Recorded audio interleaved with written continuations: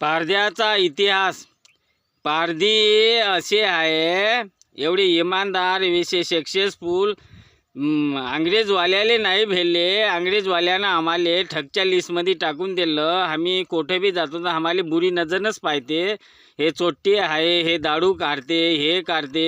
हे मजबुरी आणून टाकली अंग्रेजच्या सरकारनं बी. हे वाले आता फिलहालमध्ये सरकार चालू आहे, हे बी सरकारनं.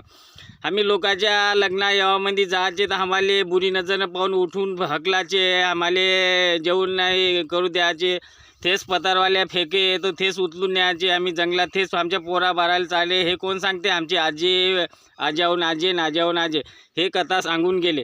असे अत्याचार होते पारधी समाजावर. कोटचाच पारधी आहो तर हे भारतातले लोक बुरी नजरनंच पाहते. कसं की चोर आहे, की उलट सुलट धंदे करते, की दारू काढते, दारू विकते. पुरा देशच तर दारू विकते इमानदारीने, त्याले नाही पकडत आणि आमच्यावरच अत्याचार करते. हेच लोक सरकारचे पोलीस आलीस मजबुरीनं चोर बनवते आम्हाला पारद्याले. आता आम्ही कसे बी आमचे पोरं बारं शिकून गिकून आहो, एवढे शिकून आहे तरी त्याला बुरी नजरनं पाहते. त्याला ड्युट्या नाही भेटत, काही नाही भेटत. आम्ही करावं क्या? आम्ही महाराणा प्रतापचं वंशवार पारधी जंगलात राहून आम्ही लावे तितीर हे ते पकडून कसे पोट भरायचे. आता बी लोक आम्हाला बुरीच नजरनं पाहते.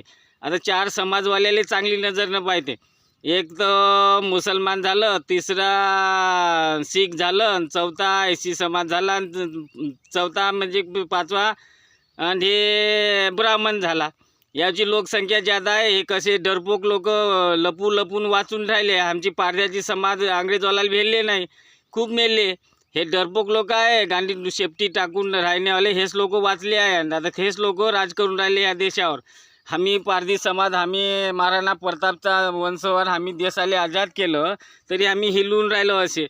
आणि आम्हाला ते एवढे कामं करून बी काही सुविधा नाही, काही नाही, तरी आम्हाला लोक बुरीच नजरनं पाहते. असा इतिहास आहे आमचा महाराणा प्रतापचा की त्याची हद नाही.